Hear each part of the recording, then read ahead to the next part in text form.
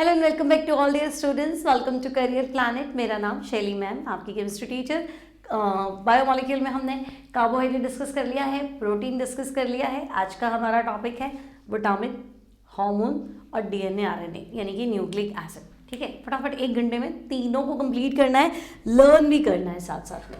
तो सबसे पहले विटामिन से स्टार्ट करते हैं। विटामिन बोलो, विटामिन बोलो। तो बच्चों विटामिन टर्म जो है वो हमें सबसे पहले दिया था साइंटिस्ट फंक ने, FUNK, फंक। अब नाम विटामिन, वाइटल अमाइन है ना, लिविंग बीइंग में मिलने वाला अमाइन। अब हुआ क्या था, स्टार्टिंग में जो विटामिन डिस्कवर हुए थे ना उनमें अमाइन था, लेकिन बाद में पता चला कि सब में तो नहीं है, पर अब नाम जो दे दिया वो चल गया। ठीक है, तो नाम बढ़ गया इसका विटामिन। अब विटामिन आपका कोई एनर्जी सोर्स नहीं है, मतलब इसको लेने से एनर्जी नहीं मिलेगी, लेकिन अगर ये कम पड़ जाएगा तो कोई ना कोई बीमारी जरूर हो जाएगी। जैसे विटामिन ए, तो हम कहेंगे नाइट ब्लाइंडनेस, रात को दिखना ही बंद हो जाएगा, सनसेट के बाद दिखना बंद, इतना इंपॉर्टेंट है भाई, है ना। Vitamin C, scurvy, bleeding gums, ठीक है ना। Vitamin B, beri, vitamin H, biotin, hair loss. तो हम कहेंगे हर विटामिन में कोई ना कोई प्रॉब्लम ही है। विटामिन के तो वो आपका ब्लड क्लॉटिंग के टाइम को बढ़ा देता है। विटामिन डी, रिकेट्स, हड्डियों की जो कमजोरी होती है वो विटामिन डी की कमी से हो जाती है। तो हम कहेंगे हर विटामिन की अपनी एक स्पेशलिटी है ना। वो एनर्जी सोर्स नहीं है, लेकिन ग्रोथ डेवलपमेंट के लिए रिस्पॉन्सिबल है। कम पड़ गया तो कोई ना कोई डेफिशिएंसी, डिजीज जरूर हो जाता है। ठीक है, तो आज का हमारा टॉपिक है vitamin. The word vitamin first of all given by funk. Vitamin का मतलब वाइटल अमाइन, क्योंकि शुरू में जो विटामिन हमें मिले उनमें अमाइन ग्रुप था, अमीनो ग्रुप था। बाद में पता चला कि नहीं भाई, है ना, ज़्यादातर में अमीनो ग्रुप नहीं होता है। फिर ये एनर्जी सोर्स तो नहीं है ना। However vitamins are organic substances which are necessary in minute amount in our diet. They are not the source of energy, but their deficiency causes specific disease. ठीक है, अब विटामिन जो है हमारी बायोलॉजिकल एक्टिविटी के लिए, ग्रोथ के लिए, हेल्थ के लिए बहुत इंपॉर्टेंट है। क्लियर। Vitamin, vital amine. शुरू में जो विटामिन डिस्कवर हुए उनमें अमीनो ग्रुप था, बाद में पता चला ज़्यादातर में अमीनो ग्रुप नहीं होता है, बट नाम पड़ गया। विटामिन एनर्जी सोर्स नहीं है, डेफिशिएंसी से डेफिशिएंसी डिजीज हो ही जाएगा। क्लियर। ग्रोथ के लिए रिस्पॉन्सिबल है, डेवलपमेंट के लिए रिस्पॉन्सिबल है, हेल्थ के लिए जिम्मेदार है। ठीक है, यहाँ तक तो कोई दिक्कत ही नहीं है। अब विटामिन जो है बच्चों 2 तरह के होते हैं, वाटर सॉल्युबल विटामिन और fat soluble vitamin. Water soluble है बेस्ट केमिस्ट्री, बी और सी। तो केमिस्ट्री में हर चीज पानी में ही तो घोल के देखते हैं, कोई भी केमिकल घोलना हो तो सबसे पहले पानी में घोल के देखते हैं, है ना। Water is the universal solvent. तो vitamin B C best chemistry water soluble है। और इसके अलावा ADEK है ना, हेडेक होता है ना पढ़ाई से, तो हेडेक का H हटा दो, एडेक है ना। तो एडेक जो है वो फैट सॉल्युबल विटामिन है। ठीक है, तो हम कहेंगे कि भाई विटामिन अगर हम बात करें वाटर सॉल्युबल विटामिन तो हम कहेंगे vitamin B and vitamin C, they are water soluble vitamin. और फैट सॉल्युबल तो हम कहेंगे विटामिन ADEK। ठीक है भाई, ADEK फैट सॉल्युबल। अब vitamin H neither water soluble nor fat soluble. ठीक है, यही दिक्कत है। अब वाटर सॉल्युबल विटामिन जो है ना, ये अगर ज़्यादा है बॉडी में तो फिर यूरिन के थ्रू बाहर निकल जाएंगे। ठीक है ना। तो विटामिन सी जैसे सिट्रस फ्रूट में मिलता है, आंवला है, ऑरेंज है, टेमेरिंड है ना, लेमन जूस है, तो हम कहेंगे ये हमें डेली लेनी ही पड़ेगी, क्योंकि विटामिन सी जो है वो वाटर सॉल्युबल विटामिन है। अब ज़्यादा हो गया तो बॉडी से यूरिन के थ्रू निकल जाएगा, कम पड़ गया तो ब्लीडिंग गम्स, बहुत कॉमन प्रॉब्लम है, तो विटामिन सी। ठीक है, सिमिलरली विटामिन बी, बेरी है ना। और विटामिन वैसे देखा जाए विटामिन बी तो vitamin B1, B2, B6, B12 4 तरह का बी है। ठीक है, तो हम कहेंगे कि भाई वाटर सॉल्युबल एक्स्ट्रा होंगे तो बॉडी से यूरिन के थ्रू निकल जाएंगे, लेकिन फैट सॉल्युबल में ऐसा प्रॉब्लम नहीं है। एक्सेस में होंगे तो वो फैट तो हमारी बॉडी में ही, लीवर में, एडिपोज टिश्यू में क्या बोलते हैं, स्टोर हो जाते हैं, तो उनका कोई टेंशन नहीं है। ठीक है भाई, याद रहेगा फैट सॉल्युबल और वाटर सॉल्युबल। अब विटामिन के केमिकल नेम भी हमारे कोर्स में बच्चों, तो विटामिन ए जो है ये है रेटिनॉल। विटामिन ए का केमिकल नेम है रेटिनॉल। ठीक है, कहीं कैरोटीनॉइड लिखा है तब भी okay. Vitamin B1, B2, B6, B12। अब देखो विटामिन B12 जो है ना, इसको याद रखेंगे साइनोकोबाल्टमीन, साइनोकोबाल्टमीन, ठीक है ना। कोबाल्ट +3 का कॉम्प्लेक्स है, ये तुम्हारे कोऑर्डिनेट कंपाउंड वाले चैप्टर में भी है, biological importance of complex compound. Cobalt +3 का कॉम्प्लेक्स कौन है, तो हम कहेंगे साइनोकोबाल्टमीन, विटामिन B12 मतलब, ठीक है। B1, B2 और B6 है ना, इनको याद रखना TRP, TRP होती ना रेटिंग, TRP। तो विटामिन B1 जो है वो है थियामिन, थायमिन मत कर देना, थियामिन, ठीक है। B2 जो है R से क्या आएगा, राइबोफ्लेविन, ठीक है ना। और B6 से P तो पेरिडॉक्सिन,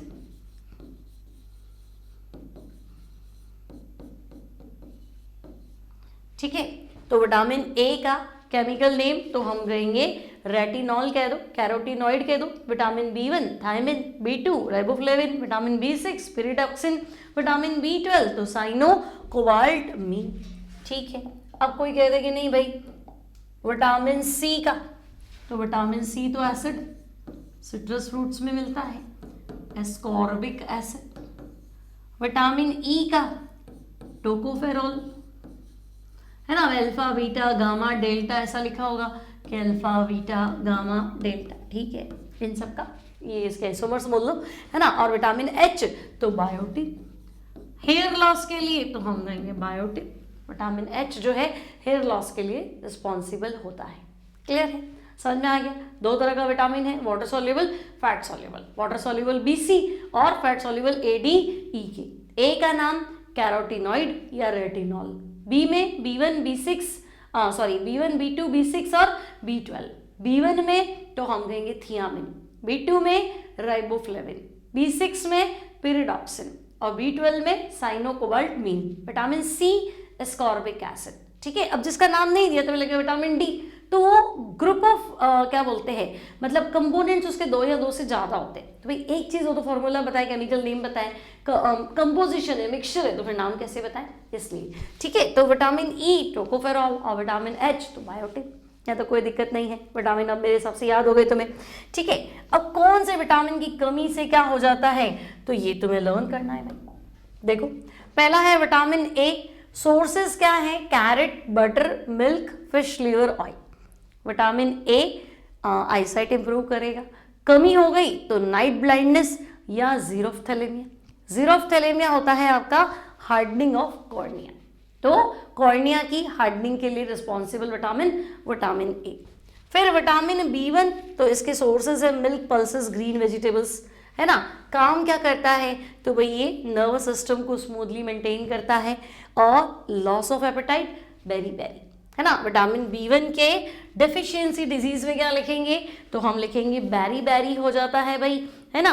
और बेरी बेरी मतलब लॉस ऑफ क्या बोलेंगे, मेटाबॉलिज्म बोल दो, एपेटाइट, भूख नहीं लगती है, और ग्रोथ जो है वो स्लो हो जाती है। स्लो ग्रोथ भी आप लिख सकते हैं विटामिन B1 के अंदर। देन हम बात करें विटामिन B2, तो इसके सोर्सेज है milk, white part of egg, liver, kidney, है ना।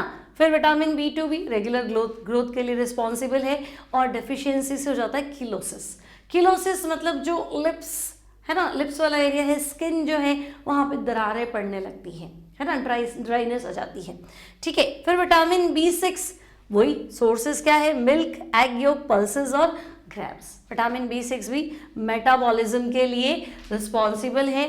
डेफिशिएंसी डिजीज में आपको लिखना है कन्वर्जन्स मतलब कोई मेटाबॉलिज्म से रिलेटेड है, जैसे बोलते हैं ना पेट में मरोड़े पड़ रहे हैं, ठीक है ना, तो वो डाइजेशन प्रॉपर नहीं हो पाता, तो कन्वर्जन्स। विटामिन B12, ये क्वेश्चन आ चुका है एग्जाम में बच्चों, मेडिकल में भी पूछा हुआ है। पर्नीशियस एनीमिया किसका डेफिशिएंसी डिजीज है, विटामिन B12 का, है ना। काम क्या करेगा, तो हम कहेंगे एनीमिया मतलब खून की कमी होगी एक तरह से, ठीक है, और ब्लड ट्रांसपोर्टेशन का काम है। अब ये मिलेगा आपको मीट या कर्ड, है ना। अब मीट चाहे इसका एग हो, फिश हो या मीट हो या फिर कर्ड। दही में विटामिन B12 होता है, अदरवाइज नॉनवेज में विटामिन B12 होता है। ठीक है, देन विटामिन बी हो गया, B12 हो गया। फिर विटामिन सी तो हम कहेंगे सिट्रस फ्रूट्स में।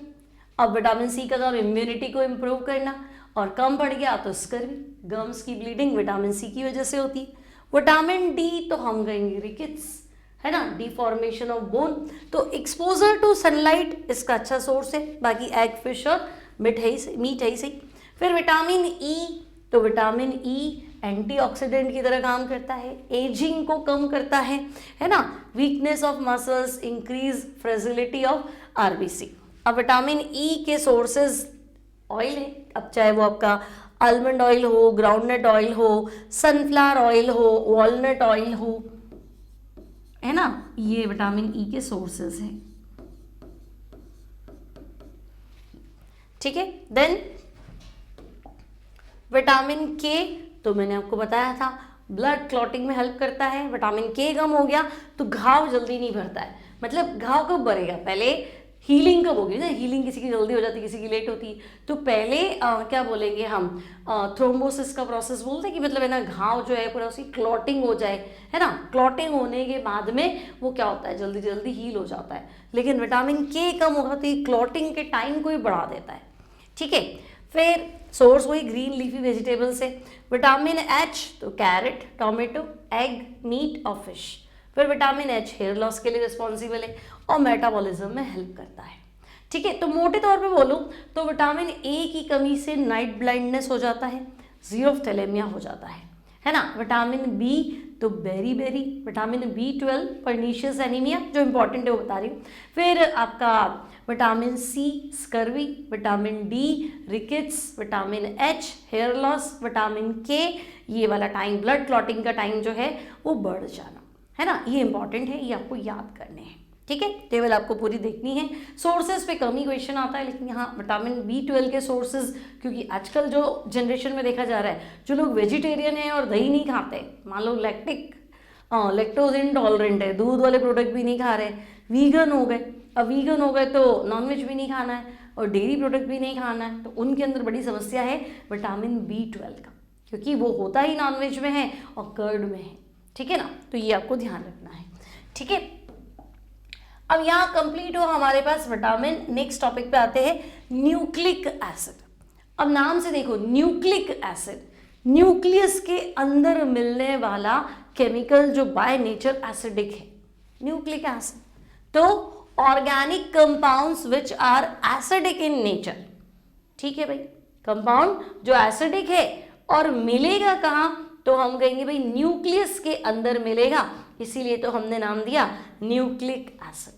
ठीक है, अब ये हमारे जेनेटिक कैरेक्टर्स के लिए रिस्पॉन्सिबल है। सबसे पहले मिशर साइंटिस्ट ने पस सेल्स, है ना, रस्सी भर जाती है, घाव भर जाता है, जो येलो कलर का लिक्विड बन जाता है, उसे पस सेल्स बोलते हैं। तो पस सेल्स में सबसे पहले न्यूक्लिक एसिड को डिस्कवर किया।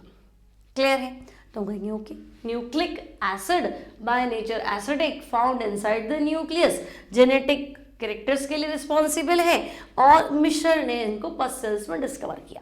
अब दो तरह का न्यूक्लिक एसिड होता है, एक डीएनए, एक आरएनए। ठीक है, तो डीएनए का फुल फॉर्म तो हम कहेंगे डीऑक्सीराइबोन्यूक्लिक एसिड, आरएनए तो राइबोन्यूक्लिक एसिड। अब डीएनए तो मोस्टली न्यूक्लिक एसिड में मिलता है। अब माइटोकॉन्ड्रिया है, क्लोरोप्लास्ट है, इनके पास अपना खुद का डीएनए होता है ना। और मतलब सेल के अंदर कौन सी ऑर्गेनेलीज है जिनके अंदर खुद का डीएनए होता है वो। ठीक है, और बाकी आरएनए जो है वो आपका साइटोप्लाज्म में मिलता है। डीएनए मोस्टली न्यूक्लियस के अंदर ही मिलता है। ठीक है, और स्मॉल अमाउंट में साइटोप्लाज्म माइटोकॉन्ड्रिया में भी होता है। ठीक है, कोई दिक्कत नहीं। अब डिफरेंस की बात करें या इनमें और डिटेल में पढ़े तो देखो, अगर मैं न्यूक्लिक एसिड का ब्रेक करती हूँ, अमोनिया की प्रेजेंस में 115 डिग्री सेंटीग्रेड पे न्यूक्लिक एसिड को स्प्लिट करते हैं तो ये बनाता है न्यूक्लियोटाइड।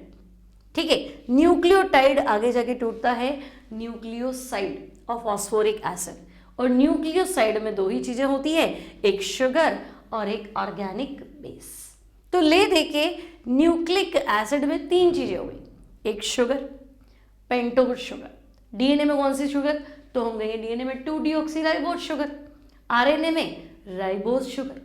ठीक है, दोनों क्या है, 5 कार्बन वाली शुगर है। अच्छा, बीटा फॉर्म में होती है, क्योंकि हमने पढ़ा था ना एनोमेरिक कार्बन, ग्लूकोज अल्फा भी होता है, बीटा भी होता है। तो pentose sugar beta deoxyribose sugar और आरएनए में बीटा डी राइबोज शुगर।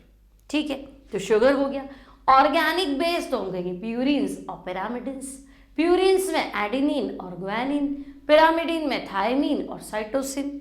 ठीक है, तो ये दोनों शुगर और ऑर्गेनिक बेस मिलके क्या बनाते हैं, न्यूक्लियोसाइड। न्यूक्लियोसाइड में फॉस्फेट ग्रुप जोड़ दूं तो न्यूक्लियोटाइड, और बहुत सारे न्यूक्लियोटाइड मिल जाएंगे तो पॉलीन्यूक्लियोटाइड, और पॉलीन्यूक्लियोटाइड से क्या बनेगा, तो हम कहेंगे भाई न्यूक्लिक एसिड। ठीक है, तो जनरल अगर मैं बात करूं कि भाई न्यूक्लिक एसिड का बेसिक स्ट्रक्चर बनाओ, तो हम कहेंगे देखो, एक तो हमारे पास शुगर है, शुगर के पहले ही कार्बन पे नाइट्रोजिनस बेस है, और एक शुगर दूसरी शुगर से कनेक्ट होगा फॉस्फेट ग्रुप के थ्रू। तो फॉस्फेट ग्रुप ने जोड़ा शुगर को, शुगर के पहले ही कार्बन पे नाइट्रोजिनस बेस, और नेक्स्ट 5th कार्बन से ये जुड़ेगा फॉस्फेट ग्रुप आगे वाली शुगर के 3rd नंबर कार्बन से। इस तरह से इनमें लिंकेज है। तो ये बेसिक हमारा हो गया पॉलीन्यूक्लियोटाइड। अब न्यूक्लियोटाइड में ले देखे 3 कंपाउंड हमें मिलेंगे। टाइड मतलब 3 चीजें हुई ना, पहला तो शुगर, दूसरा नाइट्रोजिनस बेस, और तीसरा फॉस्फोरिक एसिड। नाइट्रोजिनस बेस तो हम कहेंगे भाई प्यूरिन्स एंड पिरामिडिन्स। ठीक है, nitrogenous base purines and pyrimidines. अब प्यूरिन्स में हम कहेंगे A G, adenine and guanine. Pyrimidines में हम बोलेंगे T and C, thymine and cytosine.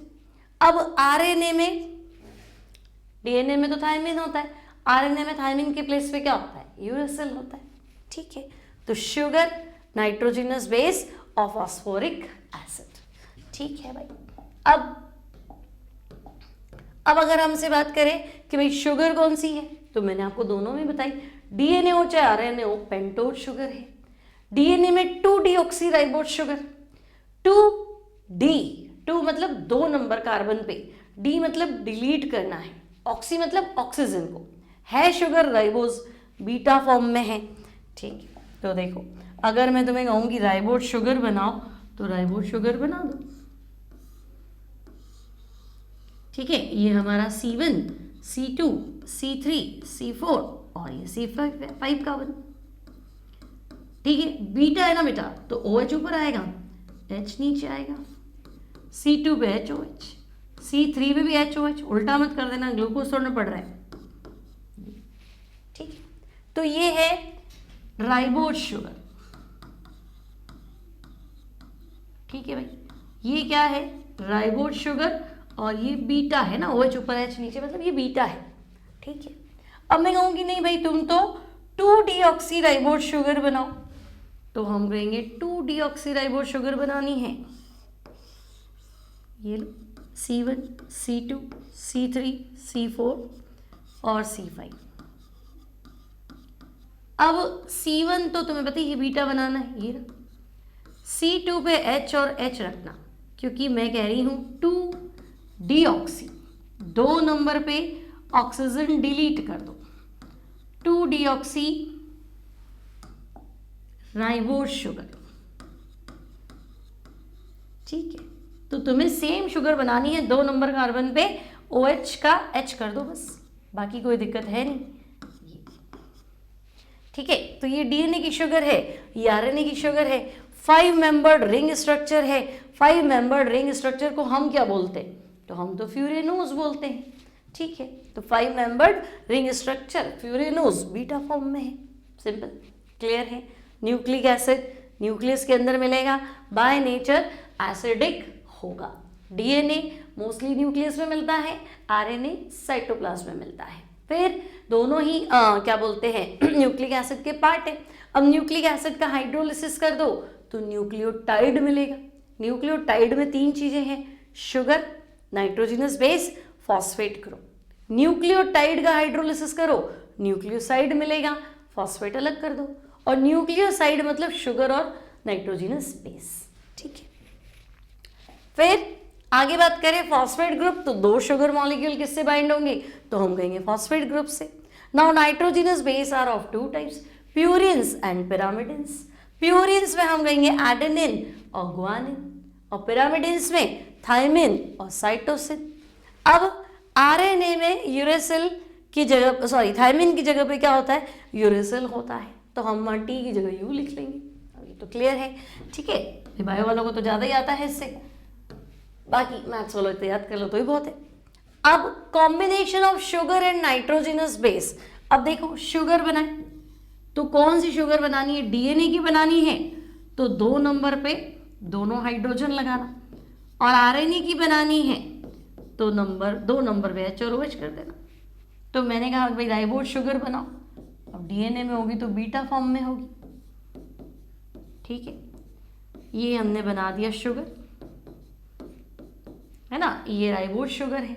अब आप कह रहे हो शुगर और नाइट्रोजिनस बेस, तो भाई शुगर जो है वो अपने C1 कार्बन पे किससे कनेक्ट हो जाएगी, नाइट्रोजिनस बेस से कनेक्ट हो जाएगी। तो शुगर और नाइट्रोजिनस बेस के कॉम्बिनेशन को हम बोलेंगे न्यूक्लियोसाइड। ठीक है, और ये जो 5 नंबर कार्बन है, अगर मैं यहाँ फॉस्फेट लगा दूं तो मैं बोल दूंगी न्यूक्लियोटाइड।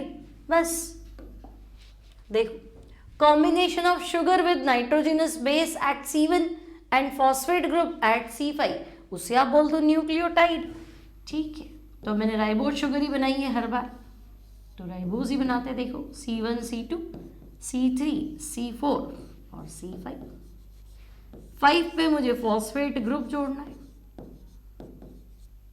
है ना, और 1 पे मुझे नाइट्रोजिनस बेस H नीचे रखोगे क्योंकि बीटा फॉर्म था, और बाकी तुम अगर H लगाओगे तो डीएनए शुगर बन जाएगी, OH लगाओगे तो आरएनए शुगर बन जाएगी।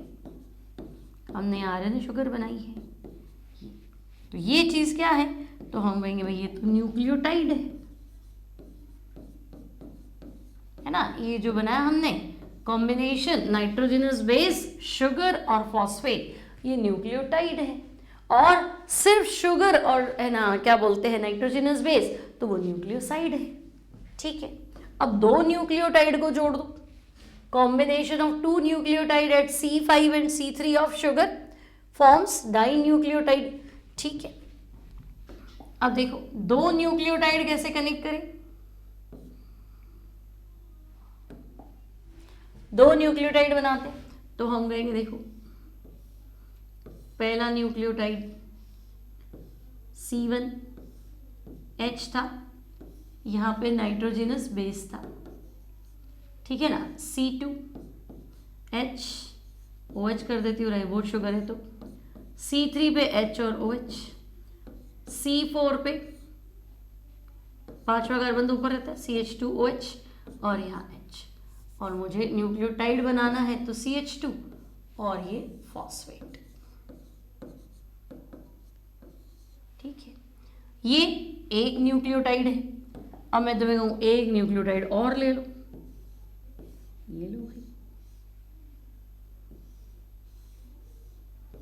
C1 nitrogenous base, C2 HOH, C3 HOH, C4 तो हम कहेंगे H और 5वां कार्बन ये CH2। अब इसका C3 और ये C5, समझ रहे हो मेरी बात, ये C3 और ये C5 आपस में कनेक्ट होंगे, तो C5 पे तो फॉस्फेट था, तो यहाँ मुझे फॉस्फेट लगाना था, तो मैं कहूँगी यहाँ फॉस्फेट पे P फॉस्फोरस जो है वो इन दोनों के साथ कनेक्ट हो जाएगा।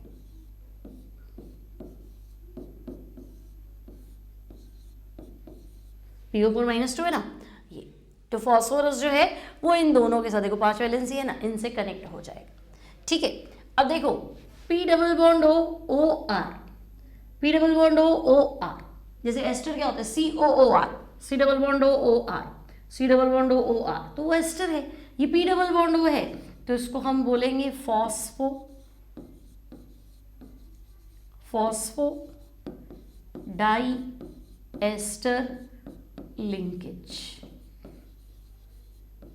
Clear? Phosphodiester linkage. तो दो न्यूक्लियोटाइड आपस में कैसे कनेक्ट होंगे, है ना, समझ में तो आ गया। देखो वापस देखो, सबसे पहले अगर मैं तुम्हें कहूँ कि शुगर ही बनाओ सबसे पहले, तो तुम कहोगे देखो ये बना रही शुगर, 5 कार्बन वाली शुगर, बीटा फॉर्म में बनानी है ना, तो ये OH H RNA है, DNA पूछे तो H लगा देना, HOH है ना, 4th कार्बन H और ये 5वां कार्बन CH2OH, ये बना दी शुगर। फिर मैं कहूँ कि नहीं तुम तो ऐसा करो न्यूक्लियोसाइड बनाओ, तो न्यूक्लियोसाइड मतलब C1 पे नाइट्रोजिनस बेस लगा दो, है ना भाई, C1 पे नाइट्रोजिनस बेस लगा दो। फिर मैं कहूँ कि नहीं न्यूक्लियोटाइड बनाओ, तो ये जो तुम्हारा 5वां कार्बन है यहाँ तो फॉस्फेट कनेक्ट कर दो, ठीक है। और अगर मैं तुम्हें कहूँ कि नहीं तुम तो डाई न्यूक्लियोटाइड बनाओ, तो ये जो तुम्हारा C3 है इसके OH को अगली शुगर के 5 नंबर वाले कार्बन से, है ना, C1 C2 C3 C4 C5, 5 number वाले कार्बन से जिसके आगे फॉस्फेट होता है इसको कनेक्ट करो, तो हम कहेंगे फॉस्फेट। PO4- होता है ना, यहाँ ऑक्सीजन है, यहाँ ऑक्सीजन है और ये O- है, ये हमारा फॉस्फेट ग्रुप, ठीक है ना। बाकी तुम्हारे को एज इट इज रखना है, बीटा है, अच्छा बीटा में यहाँ नाइट्रोजिनस बेस, क्योंकि मुझे यहाँ पे भी न्यूक्लियोटाइड चाहिए, ये HOH हो गया, ये HOH हो गया और यहाँ H हो गया, बस। तो दो न्यूक्लियोटाइड जोड़ दिए, linkage phosphodiester linkage, क्या ही दिक्कत है, सिंपल सी चीज है। अब मॉलिक्यूलर स्ट्रक्चर ऑफ DNA, तो DNA का देखो जो डबल स्ट्रैंड मॉडल है proposed by Watson and Crick, जिसके लिए नोबेल प्राइज मिला था।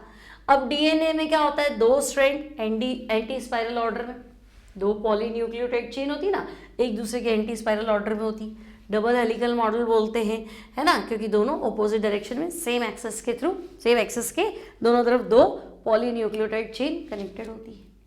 अब बीच में बॉन्ड्स तो हम कहेंगे हाइड्रोजन बॉन्ड्स होते हैं, है ना। अब AT एडेनिन थाइमिन से जुड़ता है 2 हाइड्रोजन बॉन्ड के थ्रू, और साइटोसिन ग्वानिन से कनेक्ट होता है 3 हाइड्रोजन बॉन्ड के थ्रू।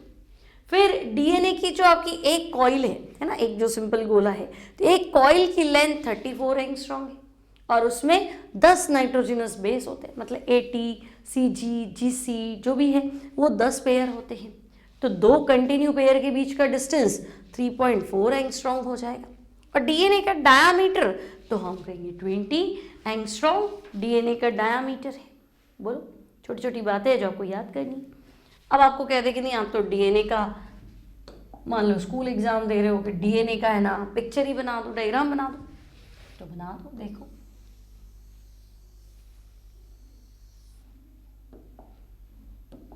अब देखो ऐसा सिंगल ही मत बनाना, DNA है ना ऐसे, जहां से ये टिल्ट हो रहा है ना,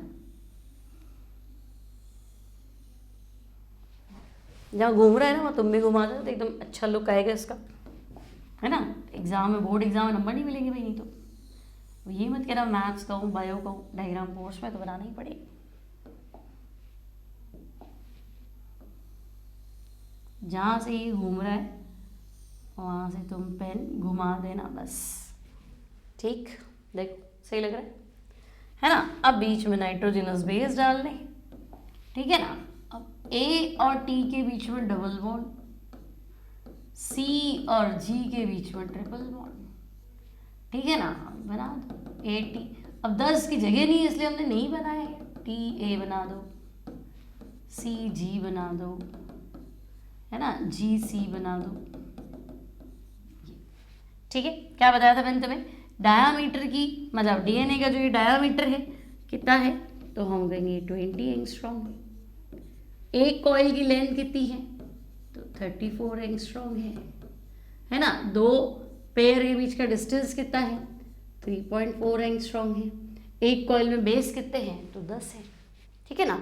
ये DNA का डबल हेलिकल क्या बोलते हैं, डबल स्ट्रैंड मॉडल, है ना, डीएनए का स्ट्रक्चर, मॉलिक्यूलर स्ट्रक्चर एग्जाम आए तो ऐसा बना लोगे। देखो बायो वालों को तो बहुत अच्छा खासा आता होगा, है ना, और जिनको केमिस्ट्री बायोलॉजी पढ़नी है तो इतना बहुत है। ठीक है, तो ये हो गया डीएनए।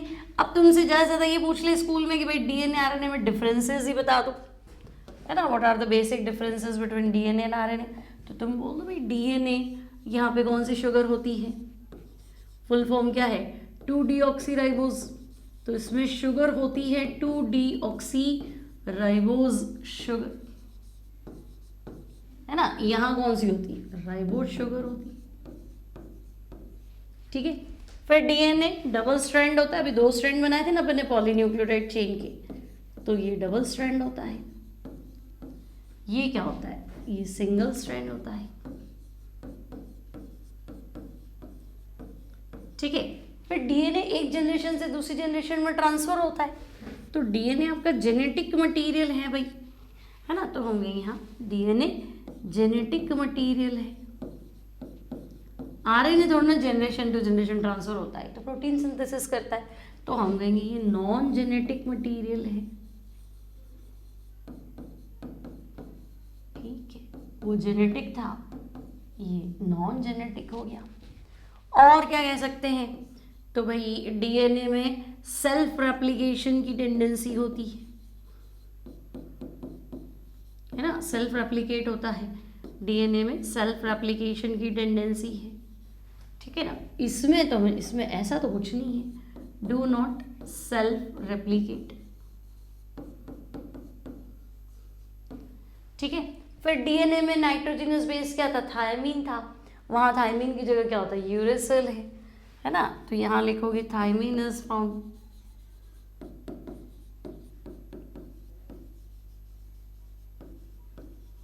है ना, और यहाँ पे क्या होता है, यूरेसिल इज फाउंड। बस ये आपके बेसिक डिफरेंसेस हैं बच्चों डीएनए और आरएनए के अंदर। क्लियर है, कोई तकलीफ नहीं है, तो क्या सिंपल सिंपल सी बातें हैं, इसमें क्या टेंशन लेना। अब हम बात करें हॉर्मोन्स, है ना, क्योंकि हिंदी में पढ़ाया था तो बच्चों को दिक्कत था, हॉर्मोन्स वाला टॉपिक नहीं है, तो हिंदी में जो मैंने वन शॉट पढ़ाया है ना, वन शॉट में हॉर्मोन्स वाला टॉपिक अच्छे से डिस्कस करा हुआ है। ठीक है, नहीं तो यहाँ पढ़ मिलते जुलते ही हैं, ज़्यादा कोई दिक्कत है नहीं। ठीक है, अब देखो हॉर्मोन्स मतलब आपके ऐसे केमिकल्स जो बॉडी में एंडोक्राइन ग्लैंड्स बनाती हैं, और इनके लिए ट्यूब्स नहीं होती है ना, डक्टलेस ग्लैंड्स है, मतलब ये ट्यूब्स के थ्रू पर्टिकुलर पार्ट में हॉर्मोन्स को नहीं छोड़ती है, वो हॉर्मोन्स को सीधे ब्लड में फ्लो कर देती है, और ब्लड अपने हिसाब से इनको अपनी जगह पे पहुंचाता है। तो molecules which act as intercellular messenger, है ना, they are produced by endocrine glands and secreted directly in bloods. अब केमिकल नेचर के अकॉर्डिंग हॉर्मोन्स 3 तरह के हैं, स्टीरॉयड हॉर्मोन्स, पॉलीपेप्टाइड हॉर्मोन्स और अमीनो एसिड के डेरिवेटिव हॉर्मोन्स। मतलब steroid hormones oestrogen, androgen, polypeptide hormone insulin, endorphin, और amino acid derivative hormone तो एपिनेफ्रिन एंड नॉर एपिनेफ्रिन। ठीक है, अब अगर मैं कहूँ कि नहीं बॉडी में काम करने के हिसाब से, तो इंसुलिन, इंसुलिन का काम है ब्लड शुगर को कंट्रोल करना, एक्स्ट्रा ग्लूकोज को ग्लाइकोजन में कन्वर्ट करना। तो इंसुलिन तब रिलीज होगा जब शुगर लेवल हाई होगा, उसको फटाफट कम कर देगा। ठीक है, ग्लूकेगॉन, अब शुगर लेवल मान लो कम हो गया, तो ग्लूकेगॉन का काम है ग्लूकोज लेवल को ब्लड में बढ़ाना। फिर एपिनेफ्रिन और नॉर एपिनेफ्रिन, तो जो सिग्नल्स है, स्टिमुलाई है, उनको क्या करना, रिस्पॉन्स करना। तो ये है फंक्शन के अकॉर्डिंग, शुगर लेवल को कम ज़्यादा करना और एक्सटर्नल स्टिमुलाई को रिस्पॉन्स करने के लिए एपिनेफ्रिन एंड नॉर एपिनेफ्रिन। ठीक है, देन थायरॉक्सिन, तो आपको पता है गले में एच शेप की थायराइड ग्लैंड है, थायरॉक्सिन हार्मोन प्रोड्यूस कर रही है। अब थायरॉक्सिन हार्मोन कम प्रोड्यूस करेगी तो हाइपोथायरॉयडिज्म, और ज़्यादा प्रोड्यूस करेगी तो हाइपरथायरॉयडिज्म। अब अगर मतलब क्या बोलते हैं, आयोडाइज सॉल्ट दे लिया, थायरॉक्सिन का स्ट्रक्चर देखोगे ना, उसमें आयोडीन होता है, तो आयोडीन की कमी हो गई तो थायरॉक्सिन का प्रोडक्शन कम हो जाएगा, तो उसको तो हम आयोडाइज सॉल्ट को यूज़ करके बराबर कर सकते हैं। फिर कम हो गया तो गोइटर, गले में गांठ बन जाती है तो गोइटर हो जाता है। तो थायरॉक्सिन थायराइड ग्लैंड प्रोड्यूस करेगी, iodinated derivative of tyrosine amino acid, amino acid भी इस तरह के होते हैं, है ना, टायरोसिन अमीनो एसिड उसका आयोडीनेटेड डेरिवेटिव है। फिर low level of thyroxine, hypothyroidism. अब हाइपो मतलब थायरोक्सिन कम प्रोड्यूस होगा तो मेटाबॉलिज्म वीक हो जाएगा, तो आदमी आलसी हो जाएगा, मोटा हो जाएगा, तो ओबेसिटी एंड लिथार्जीनेस जो है वो हाइपोथायरॉयडिज्म। फिर low level of iodine in diet, तो आप आयोडाइज सॉल्ट लेके पूरा कर सकते हो, है ना। This condition can be controlled by using iodised salt, ठीक है। देन स्टीरॉयड हार्मोन्स जो है वो एड्रिनल ग्लैंड्स जो है वो आपका प्रोड्यूस कर रही है। पहला कौन सा, तो ग्लूकोकॉर्टिकॉइड। ये क्या करेगा, तो कॉर्टिकॉइड ग्लूकोज में कार्बोहाइड्रेट मेटाबॉलिज्म को कंट्रोल करेगा। मिनरल कॉर्टिकॉइड, तो ये वाटर और सॉल्ट, है ना, extraction, control excretion of water and salt bye kidney, minerals को बॉडी में रोकना है ना, किसको बाहर छोड़ना है, ये काम करेगा। एड्रिनल कॉर्टेक्स, तो अगर एड्रिनल कॉर्टेक्स ढंग से काम नहीं करता है तो बीमारी कौन सी है, एडिसन्स डिजीज। एडिसन्स डिजीज होता है हाइपोग्लाइसीमिया, ठीक है, सारे याद रखते भैया, भैया हार्मोन्स कोर्स में है तो हाइपोग्लाइसीमिया। अब एक क्वेश्चन बनेगा हार्मोन्स में, भी कंफर्म है, ध्यान रखना। फिर एस्ट्राडियोल जो है वो फीमेल सेक्स हार्मोन है। प्रोजेस्टेरोन क्या करता है, तो प्रेगनेंसी के टाइम फर्टिलाइज्ड एग जो है उसको यूट्रस में इम्प्लांट करने के लिए रिस्पॉन्सिबल है ना, यूट्रस को प्रिपेयर करता है फर्टिलाइज्ड एग को यूट्रस में अच्छे से इम्प्लांटेशन के लिए, ठीक है। तो ये आपके हार्मोन्स हो गए, पेप्टाइड हार्मोन्स, प्रोटीन हार्मोन है जिनमें पेप्टाइड बॉन्ड होगा, पढ़ा था ना आपने, इंसुलिन वगैरह ऐसे, ठीक है ना। तो स्टीरॉयड हार्मोन है जो एड्रिनल ग्लैंड से रिलीज हो रहे हैं, है ना, और ये आपने थायरोक्सिन वगैरह का काम पढ़ लिया फंक्शन के अकॉर्डिंग, तो ये हार्मोन्स है, क्लियर। तो अब आपने विटामिन पूरा पढ़ लिया, हार्मोन्स पूरा पढ़ लिया, डीएनए पढ़ लिया, आरएनए पढ़ लिया, कुछ भी बाकी नहीं है। पूरे हैंड रिटन नोट्स है, बिल्कुल शॉर्ट में और अच्छे से लिखा हुआ है, आप पढ़ लेते हैं तो बस हो जाएगा आपका काम, ठीक है ना। फिर आपको पूरी एनसीईआरटी की एक लाइन छानने की जरूरत नहीं है, ठीक है। और कोई दिक्कत हो तो तुम मुझे कमेंट बॉक्स में बता देना कि मुझे ये पढ़ना है। अब अल्कोहल फिनॉल ईथर मेरे को पता है बीच में छोड़ा हुआ है, उसको हम कंटिन्यू करेंगे विद ये चैप्टर कंप्लीट हो जाए। तो अब यहाँ पे आपका बायोमॉलिक्यूल जो है वो कंप्लीट है। अब मिलते हैं हम नेक्स्ट टाइम नए टॉपिक के साथ। Till then take care, keep studying and bye bye.